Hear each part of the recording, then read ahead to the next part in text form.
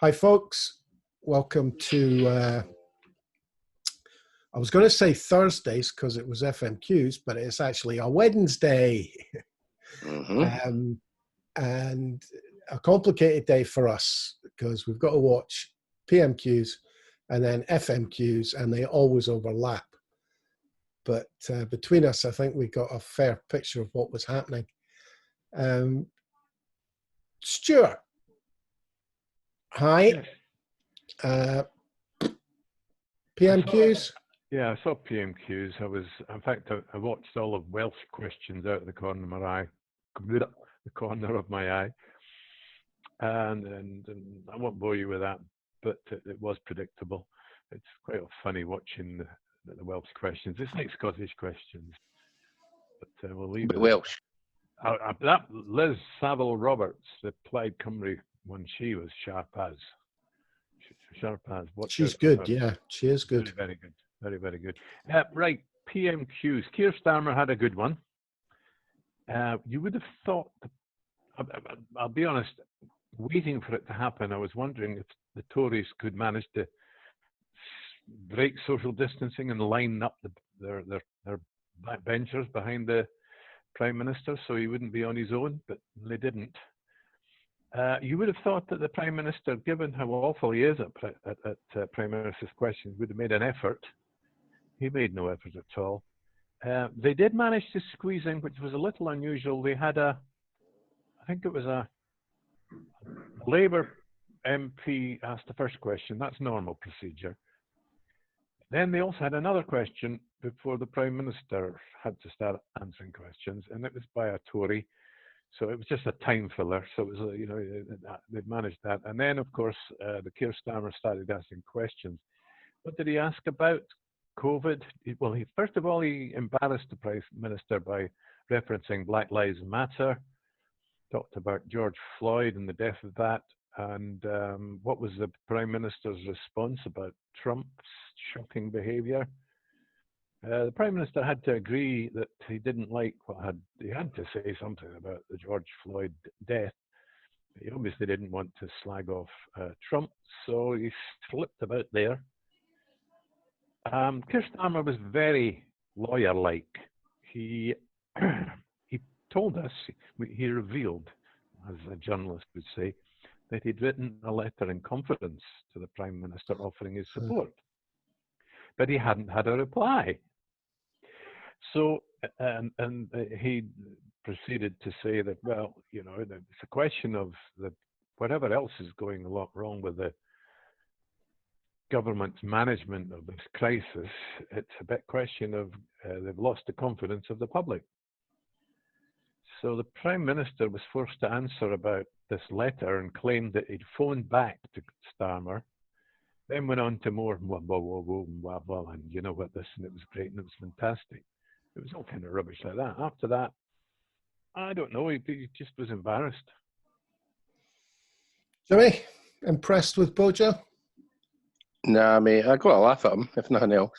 I mean, he was whining on about wanting a kind of collegiate response from Keir Starmer, and then clearly was caught out when Keir Starmer talked about the collegiate response that he'd had no reply to. But he was whinging on about tone, and then he lost the temper himself. I thought he was going to break his finger jabbing his wee pad there at one point.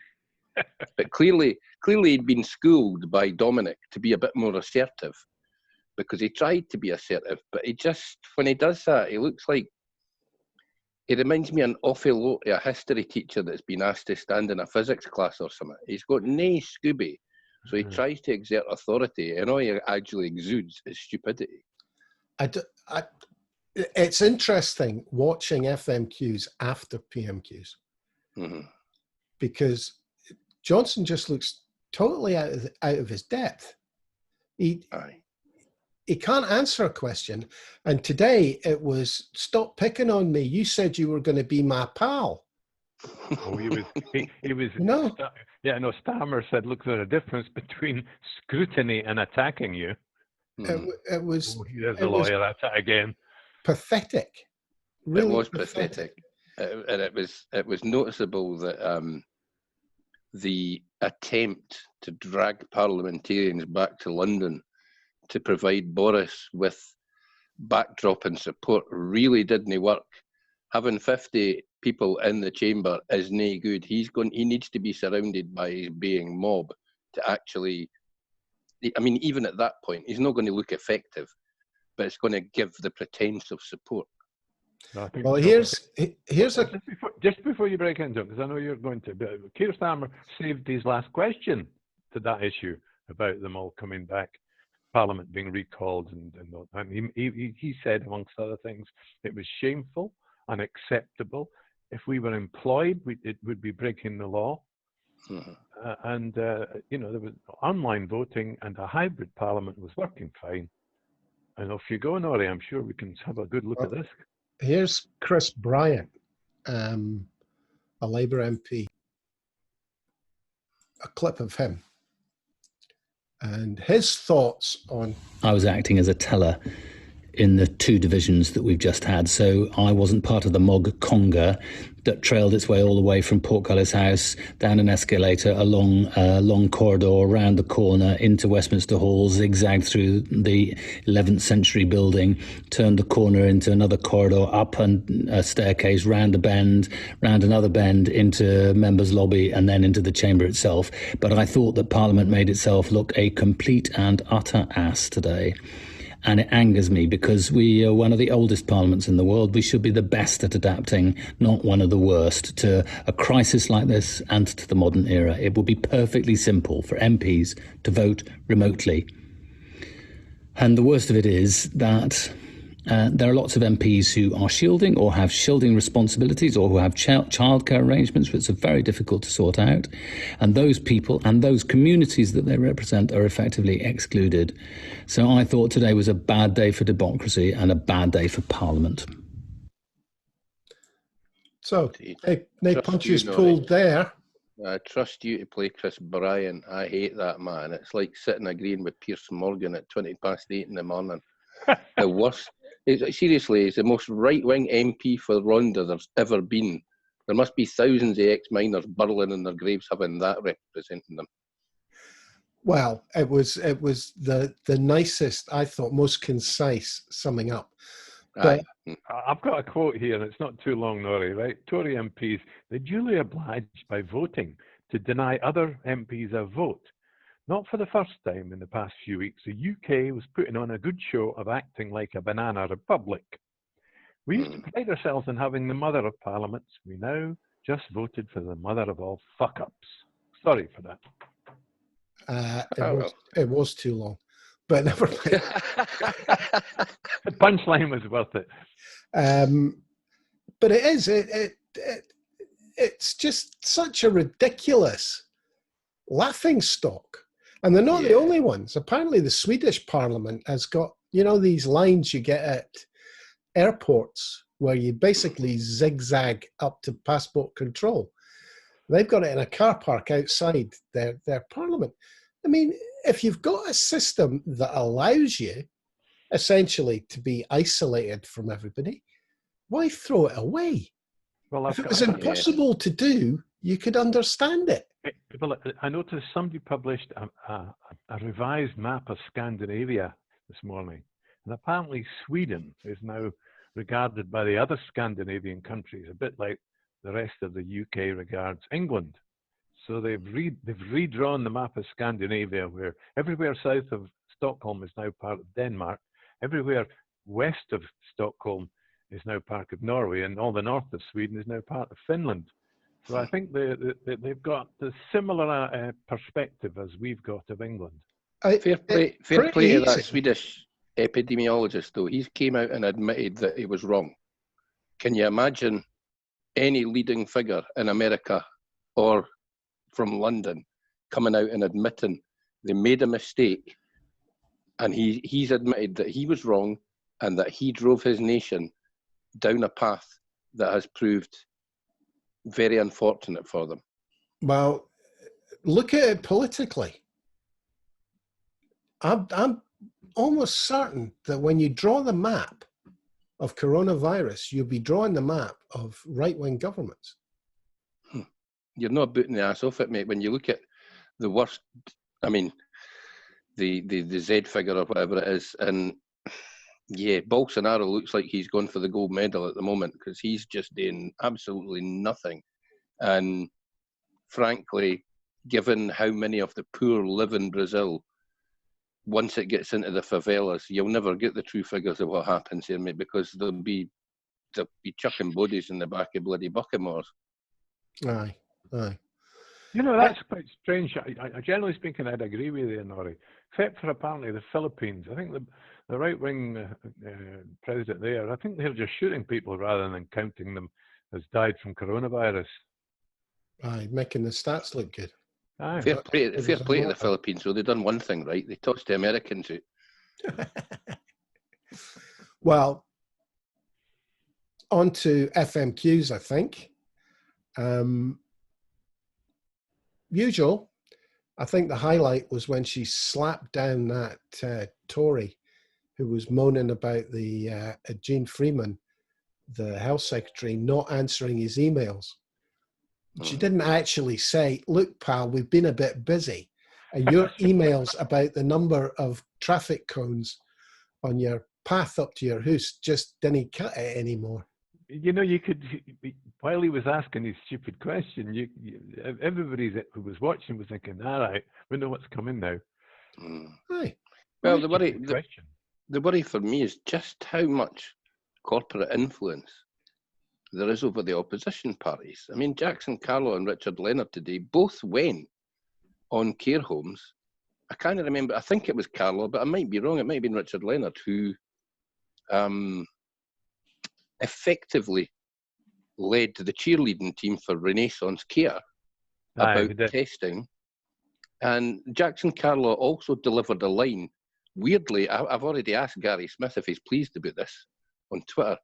Weirdly, he delivered a line that Gary Smith had published on Twitter. And Gary Smith, the mouthpiece for the Glasgow mouthpiece for the GMB, he'd written that line 4 hours prior in Glasgow. I mean, what is a Tory doing quoting the GMB? Well, I mean, they're united in their unionism. Unionism, aye. But it's becoming so apparent that this is going to be about protecting the private healthcare homes for Jackson Carlo. Well, that's why we need to say a little bit more about that, because further down the line, Angela Constance, backbench SNP, MSP, she asked a straightforward question about how did the First Minister feel about basically taking it into public ownership. Mm-hmm. And the First Minister was, yes, she's very interested in that. And but of course, at the moment, we're far too busy to take it seriously. So they're walking down a road into, well, they can take something like that, I believe. I think legally they've already taken in Prestwick Airport, a shipbuilding company, somewhere else. Presumably they can. This is different because the private care home sector is not going to fall by the wayside. Too much money in it. Whatever happens, the only way that they'll be able to nationalize it is by basically building infrastructure to take the elderly in. Because there's no legal way for them to do it. They can't nationalize it. They don't have the power. I think it'll have to wait till after independence as well. I think it'll have to, because the best way to do it is to ramp up taxation somewhat and describe it as a national care service that sits alongside the National Health Service. Exactly. I mean, they've been trying. It goes back to being cradle to grave as it originally was in 1948. Because we've got rid of the grave, but we're letting people suffer for the last 20 years, and people are making money out of that suffering. Well, they've been trying really hard to close the distance between care after hospital and hospitalisation, care in the community stuff. And they have been trying to do it, and they're limited. It'll be an interesting one if it goes into the SNP's manifesto, because I'm pretty sure it'll be in the Green manifesto. Well, I'm prepared to declare an interest. The last place I want to go now is into a care home. You'll never make it to a care home, Stuart. We'll see. They won't take you. I've had a few close near misses already, Norrie. Well, you'll not be going into a private care home, mate, because you've not got the money. Oh, there you go. That's a bonus. So you'll be in a consult care home.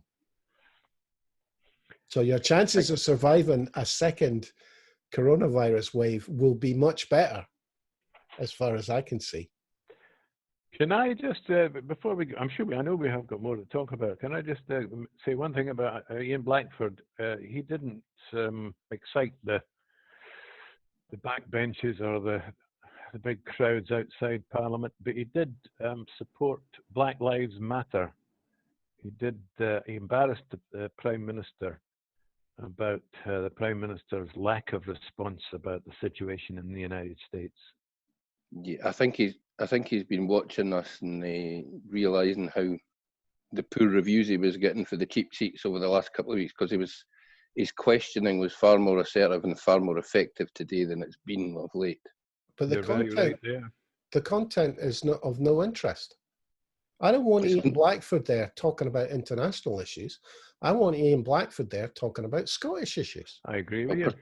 Particularly given how few Scottish SNP members have gone back down to London. Well, there's what, 8? There's 8 of them. But see, there was a lot of chatter in Scotland that they shouldn't have gone. And my main worry about having no SNP representation in London is that you're basically handing the likes of Ian Murray and them Tory twats that still hold seats in Scotland. They would basically be a tartan rubber stamp for Boris to everything that he does. That's why we need to be down there and our voices need to be heard. And that is the problem. That is the problem. Yeah, well, but they're still toothless down there, to be honest. Everybody except the Tories toothless. Aye. That's the problem with the Westminster system. You're totally toothless as an opposition MP, but the voices still need to be heard. To be honest. Till the day of the next election, we are back to having a Westminster dictatorship, which, because the government's Tory, it's a Tory dictatorship. Even some of the questions, well, Patrick Harvey, his question today at First Minister's question was about BAME, Black and minority ethnic deaths, coronavirus deaths. There's a report out in Scotland now. We know that the report, as far as England and Wales, England is concerned, that you've got double the chance of dying of coronavirus if you're a BAME person. I think it's similar in the USA. I'm not sure there is some report. The interim report in Scotland basically suggested that it was the same risk. Aye, the BAME community is at the same risk as any other community. Oh, right, there's no increase. In England. Which has to be heavily caveated with the fact that the people who wrote the report, which was it the NHS, was it Scottish Health, somebody like that, have said that they want more information. They need to look into it deeper. I come across this stat at least 10 days ago and was quite surprised. But it might simply be a case of that we don't have such a high percentage of BAME people working in the front line of the COVID pandemic. Well, there's also a possibility. I mean, I saw some what they call granular data about the BAME deaths in England, and it came down that the Bangladeshi community were by far the worst hit. Now, I don't know anything about the Bangladeshi community apart from the fact that they run most of the Indian takeaways in Britain. Apart from that, I know nothing at all about them that could possibly explain why they're dying more than anybody else. Well, I think we have to take into account the fact that they have intergenerational households. I mean, it's not unusual at all for granny, mum and dad, and the kids all to be in the same house. But are you saying by that the other Pakistani people aren't? Indian people aren't? It might just be that it's more prevalent in the Bangladeshi community. I mean, it has to be looked into. The statistics that I've seen for the number of frontline BAME staff is really quite surprising. It's miles worse, mate. You were talking. I'm sure at the start of all this, people remember the first 2 or 3 doctors were all Asian, but the number of doctors who have contracted COVID and died is huge in the BAME community compared to the Indigenous community of England. It's massive, mate. I'm sure the number of doctors, it's something like 83% are BAME doctors who have died. Well, and that could be a question of adequate PPE at the beginning of it all, or it could be something to do with their genealogy. Who knows? Well, but it has to be looked into. It could be cultural. Or on the other hand, look, at my age, I'm twice as likely to die of the virus than a woman of my age. Aye. Where's the explanation for that? Well, exactly. But I mean, we've already come up with 3 or 4 different reasons that it could affect the BAME community more. Now, it might be a case of all those reasons are valid reasons. Stuart, the only age group where men are less likely to die is the over 85s, and that's because men have usually already died by the time they're 85. Yeah, you've already gone. I think you're right there. I'm sorry, I've got to make the comment, but if you self-identify as a woman, does that give you a better chance? That's a good one. I like that. Let's not go the other day. Let's leave that for another day, mate, because you'll get me started, and you didn't want to get me started on that one. The other question that stood out for me today was, I've forgotten his name, the Labour guy that stood up at FMQs and asked the First Minister, essentially, if the Tories are getting blamed for everything, why isn't the SNP getting blamed for everything? Daniel Johnson. But he listed things like lockdown, because what we're going to do if we're opposition parties now, we're going to totally ignore the fact that lockdown would not have been possible without the Westminster government agreeing the furlough scheme. It just would have been ignored because people wouldn't have been able to eat. But apparently Labour in Scotland are simply going to ignore the fact that there are levers at Westminster that needed to be pulled, quite apart from the legal lever. Everybody's forgetting Holyrood had to be given permission to enact laws that allowed lockdown. Can I ask you guys, because I missed this, I mean, I've got Daniel Johnson, so he caught my attention and I started writing down some notes, and I must have got the wrong notes. According to him, the Financial Times excess deaths in the UK was 191 per million excess deaths. In Scotland, it was 840 per million. It can't possibly, I must have got it wrong. No, he did quote something like that, mate, but he was clearly pulling the statistics out his butt because they were nowhere near accurate. Well, that's what I mean. The only thing I wrote down, I got annoyed with him as well, obviously, as the First Minister did, because she kind of slapped him a bit. But what I wrote down was that Daniel Johnson is that much of a British nationalist that he seemed almost gleeful for the Scottish strategy on COVID to fail. He seemed almost happy about it. Is he really that much of a miserable git, for want of a better phrase, that the more Scots that die, the happier he is? Because that's how he sounded. Well, I mean, the Labour Party is obviously going to go on the attack now. I mean, Starmer's down in Westminster has shown the path. Well, what's he going to do for Scotland? Well, what they're going to do is they're going to attack Scotland by saying... Radical federalism. Oh, aye. He's been watching Citizen Smith for the 70s and thinks he's found a path to government again. We'll call him Wolfie Starmer. Aye.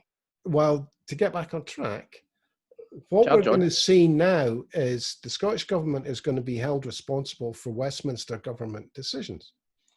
Or put another way, they're going to be held responsible for decisions that they couldn't make until Westminster had made decisions. Aye, but Norrie, remember, when they're holding them to account for those decisions, it's never ever to be suggested that if Scotland was independent and actually had the power to make those decisions themselves, that things might have been better. Good Lord, that couldn't be possible. Scotland wouldn't have 2 pennies to rub together, mate.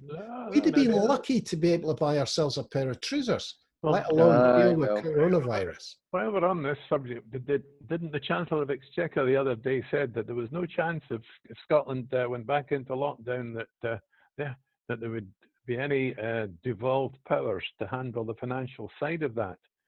And it didn't go that far. Well, okay, but he suggested that, and there was all these usual moans from the idiots. Oh, I said, look, let the Chancellor say as much as he likes about that, because every time he says something like that, somebody else moves from no to yes. Well, and he's also making the argument that the opposition at Holyrood are trying to ignore. I have the power to dictate to you how you deal with coronavirus. Well, so you're better at putting it, Norrie. Aye. You know, well, there's unionists out there who would be flabbergasted to find that London had to borrow money to pay for the furlough scheme. There are idiots out there that think Britain's somehow a cash-rich nation, and that it's that cash richness that means that we should stick by them. They didn't think London's borrowing. Excuse me, we got handed what? About say we call it 4 billion that we got, and they've borrowed 100 billion, just as a figure. They're claiming we got 10 billion. Right, so if we got 10 and they've borrowed 200 to give us 10, we're going to pay back 20 because we're going to have to pay back 10%. Aye. Our share of the borrowing is 10%, so whatever they've given us isn't enough because they've never given us 10% of what they borrowed. We need to get those figures nailed down, actually, guys. Aye, it's worth getting having said that, getting figures nailed down in London at the moment is bloody awkward, mate. Even the boy that's in charge of their stats department says that they're a bunch of lying ballbags. Well, that was an interesting one. What was it? The ONC, Office of ONS, National Statistics, saying that the figures they were being handed to deal with, to do their calculations with, were nonsense. Aye, abject nonsense. I mean, you can't expect it for Boris and Hancock. I mean, Hancock's probably one of the best at it. He's getting, I thought he was for the chop a couple of weeks ago, but seriously, mate, he's turning into Teflon. Nothing's going to stick to him. I don't think any of this cabinet are going to go. They're there to get through a no-deal Brexit. That's what they're there for. That's what. Sorry, Jimmy. Sorry, I was just going to say, he can't get rid of any of the cabinet. They've all stood by Dominic. Any single cabinet minister that gets binned now, the first thing they come out and say, by the way, do you want to look at the memo we got for Dominic? Do you want to have a look at the text messages? I'm glad you said that, Jimmy, because it allows me to bring in one of the questions that Keir Starmer asked.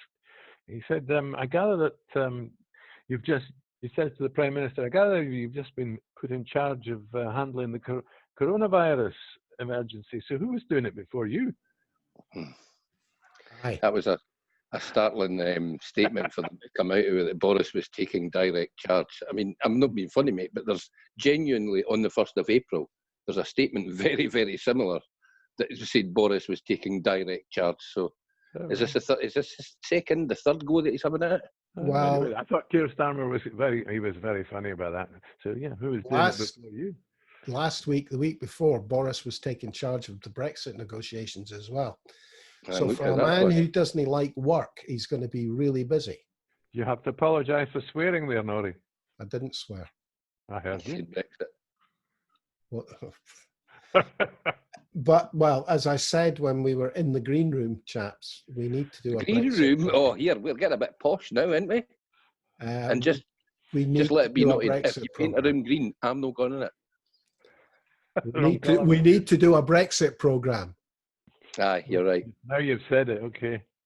Well, apparently, I didn't see it, but Twitter is all aglow that Theresa May apparently tied Boris in a couple of knots about Brexit. She asked him a technical question about access to information after the period that we're in now.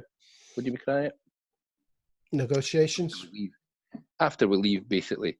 And he didn't have an answer for her, because what he pointed out to her was that all depends upon the negotiations that are ongoing at the moment. But that was the nub of the question. The question that she asked it for was basically to point out that he's getting nothing done. We have no information, and we're staring down the barrel of no deal Brexit, which probably would be economically worse than COVID, which is quite a statement to make, but probably accurate. Well, if you look at the list of things up for discussion, and this is between Tuesday and Friday, it's huge, and it's all the big questions still. There's still, I think, fishing's on it for 3 days. We are talking Brexit. Ouch. Oh, everything. The level playing field's on it for about 3 days as well. I mean, they must have a team of about 48,000 civil servants working on it. You're not going to disagree with me if I say, look, we're going to reach the end of June and nothing will have been agreed, and that suits Boris and Dominic fine. And it doubly suits them now because they've got coronavirus as a cover. So every time somebody says, oh, why can't we do this? They'll go, oh, coronavirus. There will be things, you know, there'll be research that we're not part of, stuff like that they won't be able to cover. But the economics of it will be covered by coronavirus. So the sad thing is, mate, apparently you're hearing that the likes of our inshore fishermen are getting their European markets back at the moment. You know, France and Spain have started calling again, asking for the langoustine and the lobster that they've been taking for the last 30 years. And that market, the ass could just drop out of it with no deal. Well, it'll become, I mean, the paperwork alone, as I understand it, the way it works is each catch that goes out, you need it tested and signed for. And there aren't enough people to sign the paperwork. No. So you've got like a 24-hour, 48-hour delay to get that done. So by the time it gets to the restaurant, it's mush. It's got to be alive, these langoustines, haven't they? Well, you've got that, and then on top of that, you've got tariffs. Is it viable? No, I'll tell you, I've actually got a clip here from Philippa Whitford that's very good if you guys want to talk about fishing. Give me a second to work it all out. Good afternoon to go fishing, I think. I ain't Philippa. This is.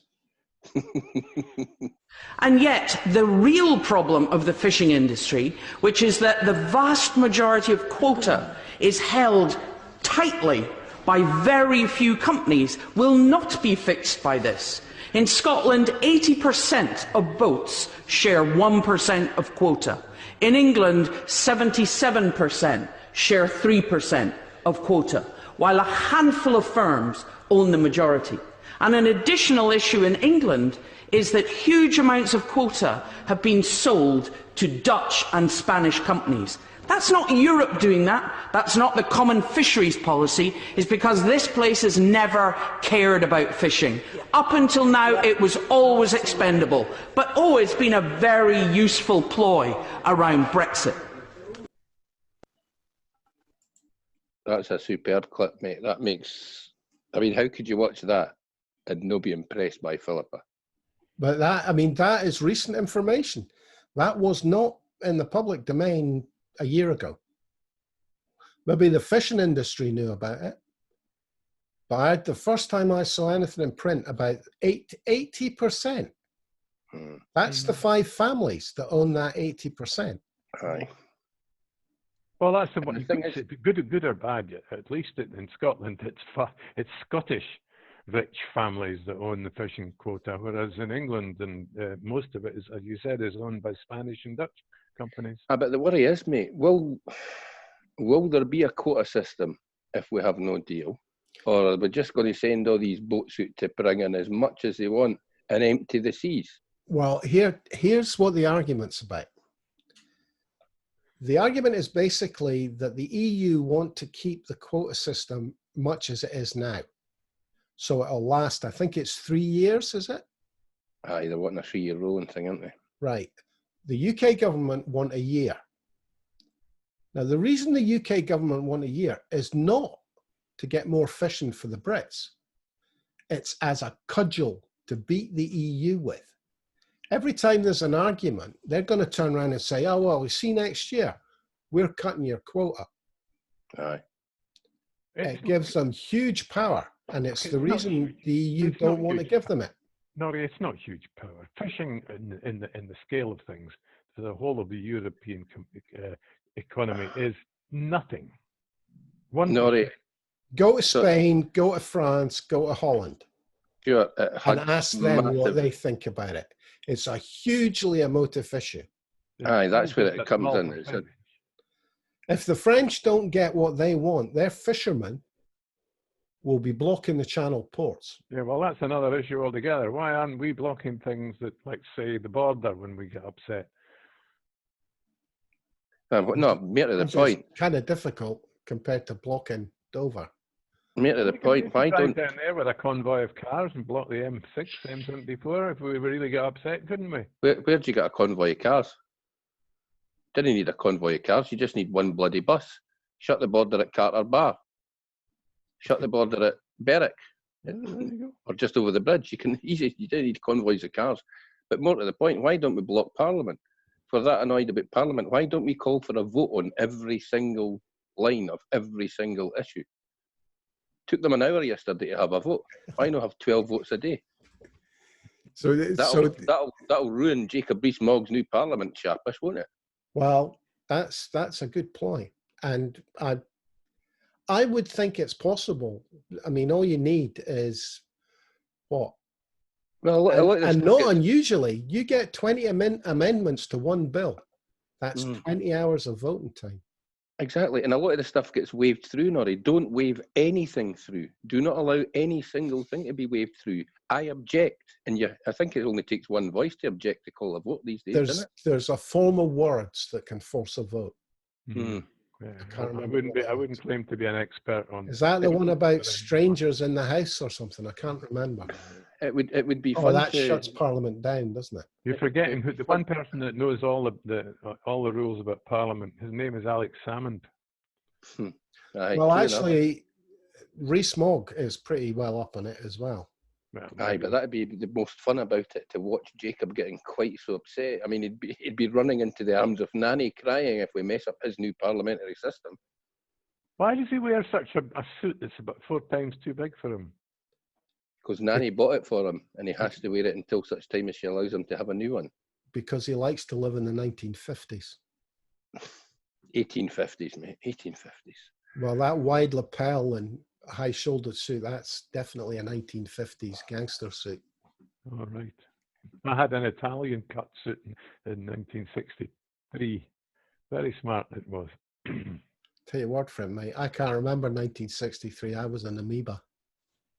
Aye, I was much less than an amoeba. I was 17 and having a yes at the Barrowland Ballroom. Okay, guys. Yeah. A quick word to one of our viewers, Angela. We're going to do an in-depth Brexit for you tomorrow. Angela was asking what was happening with Brexit. So I think we'll do a good 15, 20 minutes on Brexit tomorrow. Aye, thanks, Angela. That's me go home for this afternoon now, hen. I think I'll have the day off tomorrow then. Brexit it's totally disappeared, and it's really going to be important, guys. Really going to be important. We know what's going to happen. Well, I'm not sure we do. I'm not sure we do. There's part of me thinks that there'll be some sort of cobbled together agreement just to keep Not with this lot. negotiations going. No, but they might push negotiations back from June. They might push it back for the end of this month to the end of July or the end of August, mate. But when they make a blind bit of difference, they're not going to come to agreement with Michel Barnier. So, has anybody got any juicies to finish with? I've got a small one. Apparently, Boris Johnson, our powerful Prime Minister, has appointed an MP from the constituency of Milton Keynes in South Britain as the new Scotland officer. The Scotland office minister. And Mr. MP Ian Stewart was appointed to the role. And the other Scottish Office Minister, I think he's already been there, but I can't recall him saying anything yet, David Duguid. He represents Banton, Bamford, Buchan in North Britain. So we've got Britain covered. Well, the guy Stewart from Milton Keynes has been there before. He's been at the Scottish office before, I'm pretty sure, because he's got a Scottish accent. It's not just that, mate. He was chairman or deputy chairman of the Scottish Tories for many years before he became an MP. He probably kens more about Scotland than most of the Scottish Tory MPs do. Than his boss. And let's be honest, it's funny as hell. Andrew Bowie didn't get the job because he's been kissing ass for months and months and months, and he's still not getting a job. Well, kissing the wrong ass. Mm-hmm. Aye. Should have been using his tongue. Oh! Okay, guys, we'll call it a day at that. Thanks, Thank you. Stuart Lockhead. Thanks, Jimmy Hutton. I'll leave you with that lovely picture in your heads before you go. Aye. And we'll catch up with everybody tomorrow. Thanks for listening, folks. Thanks for watching, folks. Cheers for now.